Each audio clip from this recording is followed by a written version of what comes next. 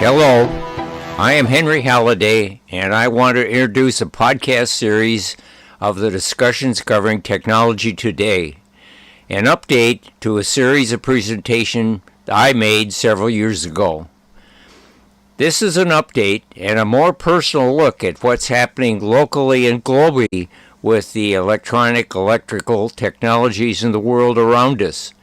This is my personal view. Why? Because it has been my life. I spent most of my life pursuing an advanced degree in electrical engineering and working for a large aerospace company for many years on many technology programs in a laboratory for advanced communications, instrumentation, and concept verification. I am a registered professional engineer, Ph.D., and am now retired and continuing my interest in technology through internet seminars, new product developments, introductions, technical societies, publications, and my own technology projects. I currently have a number of home security cameras that I monitor both at home and on my Windows personal computers and away using my iPhone X.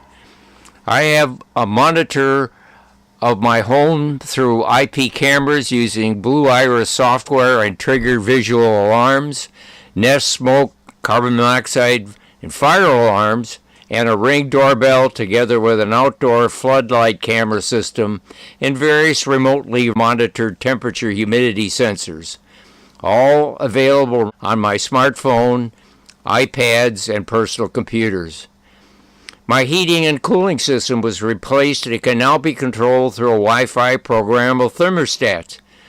Many of my lights, both indoor and outdoors, are either remotely programmed through Vera or are under remote light sensor operations. I have my computer network protected by an inline network monitor called Cujo that rejects undesired external systems from accessing my computers, devices, and cameras. In addition, my personal computers have computer software protection as expected. I use Alexa devices to help me keep informed, serve as alarm clocks, provide access to my home through visual communications, and incoming call monitors in all rooms, either audio, video, or through my TV as a message. I have a robot called Jibo to test current robotic visual, voice, and activity monitoring capability without a significant investment. I have a Wi-Fi link Fitbit watch and membership in Fitbit to monitor my sleep, activity, and diet. I have a Wi-Fi linked elliptical exercise machine for daily exercise routines. Well, enough about me. Let's get to technology today. A couple of years ago, when I discussed technology at my old website, there was no single technology point of focus. But today, it's IoT. That is, Internet of Things. This topic does not seem to be a single point of focus, but rather a means of focusing on technologies that tie together users, devices, and applications using the Internet, either wired or wireless connectivity. Initially, the Internet was established to be used by researchers to share their data using phone lines and voice-grade data rates, a few hundred bits per second. It was not long before new protocols and hardware were developed, accompanied by higher speed media, coax cable, that were introduced and then upgraded to fiber optic cable.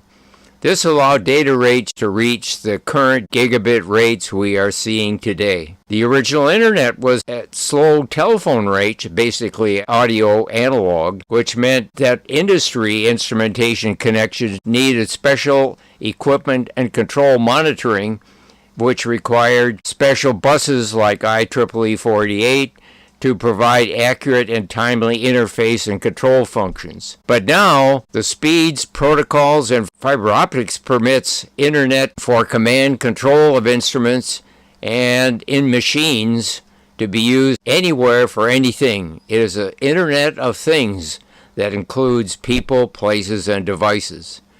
Other devices such as door locks, temperature sensor alarms, motion sensors, and thermal sensors still use Z-wave-like communication to provide long battery life sensing at a reduced data rate, but can now be controlled by controllers linked to the internet and thus personal computers and smartphones.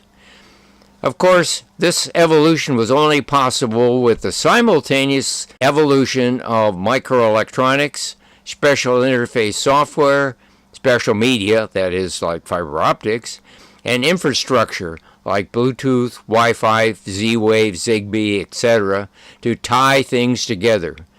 So where are we now with the home? We can control, monitor, and secure our home using home computers, cellular phones, and or other controllers, either locally or remotely, using the internet and other means of communication. Our homes are becoming smarter by having built-in capability of various levels of technology to manually, verbally, and or visually communicate status and or what is happening around us.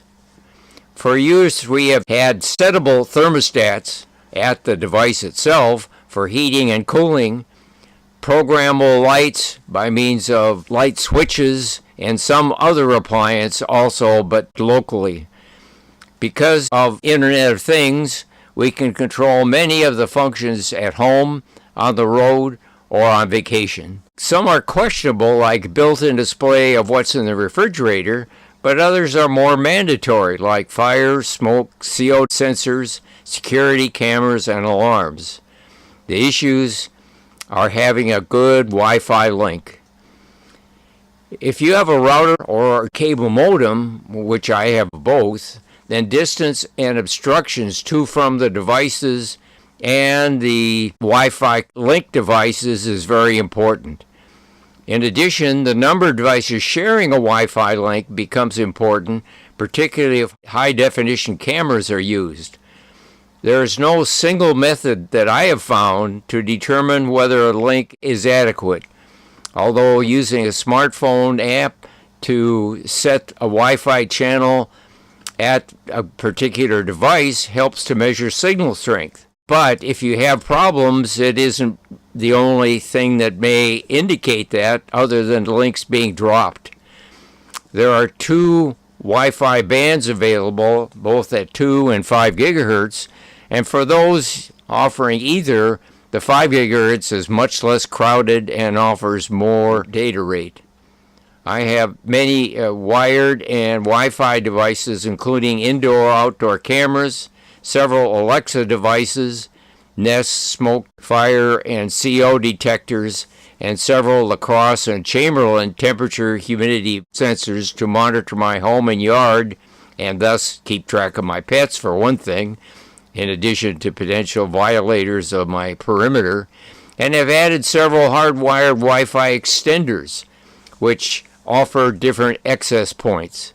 This allows me to create different Wi-Fi connection zones to accommodate special devices like video cameras and overcome blockages like walls, mirrors, and appliances. This obviously requires additional cables to be installed and a high-speed router. Some of my devices, like the Nest, Fire, and CO detectors, use Wi-Fi to communicate over the internet and a special communication link that allows all detectors to sound an alarm if only one detects a problem. But this does create additional wireless issues. But this is good for a distant or closed space where an alarm might not be heard. Most current smart devices use remote smartphone app to key or graphically control features such as wireless communications. Voice recognition is not perfect but improving. Sometimes visual controls are more straightforward and predictable for control. Current home security is important and provides instantaneous alerts, but they may come at a cost of external monitoring. In my area, the police require registration of systems which automatically dial 911, and there may be penalties, that is, costly fines for false alarms.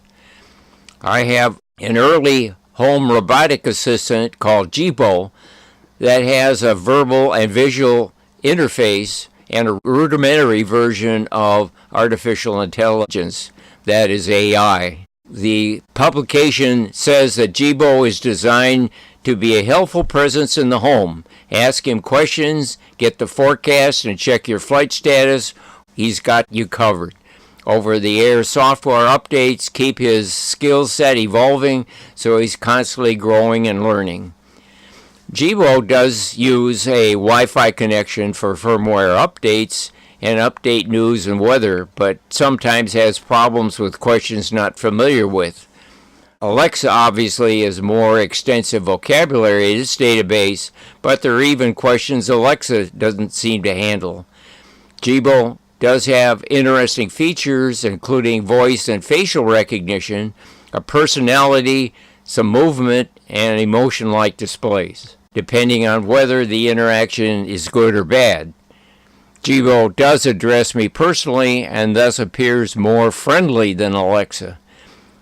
Kind of a fun experiment of early artificial intelligence. With regard to Alexa, I have several versions of Alexa in many of my rooms and an Amazon connection interface that allows my home telephone to be announced on Alexa devices, including those with a visual display. This allows video telephone calls to smartphones. I use one Alexa as an alarm clock and others for up-to-date weather, news, and measurement conversions, like inches to centimeters and vice versa. Both Alexa and Jibo are configurable with my smartphone and home computers. An issue unresolved for all of these interface devices, especially video cameras, is security. I have found Cujo logs a significant number of external attempts to get at my cameras and has blocked them. The question now is, what are external camera services vendors doing? As we perfect artificial intelligence into these devices and home robotics, interaction with the devices will improve. But that is another story. Next visit, I would like to continue our technology discussion involving IoT and other areas such as transportation, manufacturing, and medical fields. Any questions, comments, and suggestions can be forwarded to my website. Thank you for your attention. Bye for now.